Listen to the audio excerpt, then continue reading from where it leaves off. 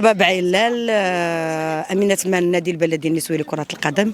اليوم كان الجمع العام العادي والانتخابي للعصبة الوطنية، وكانوا جميع الفرق أعطوا الثقة للمرة الثانية على التوالي لائحة إلا خديجة. هذا ما جاش عبث، لأنه العمل الكبير اللي قامت به واللي زدنا به كرة القدم النسوية. كذلك في ظل الحمد لله التألق والازدهار لكرة القدم النسوية سواء على الصعيد القاري أو على الصعيد الإفريقي.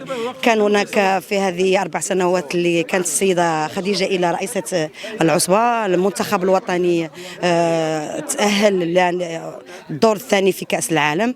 كذلك كان هناك عاوتاني إنجاز آخر على صعيد الأندية فيما يخص كأس الاتحاد، كأس إفريقيا لكرة القدم النسوية.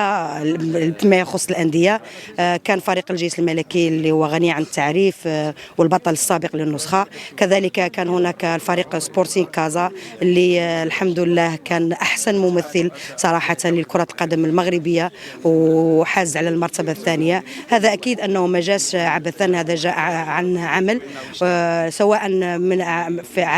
سواء من السيد فوزي لقجع اللي كنشكروه من هذا المنبر على الاهتمام الجيد لكرة القدم النسوية، وهذه هي النتائج ديالها.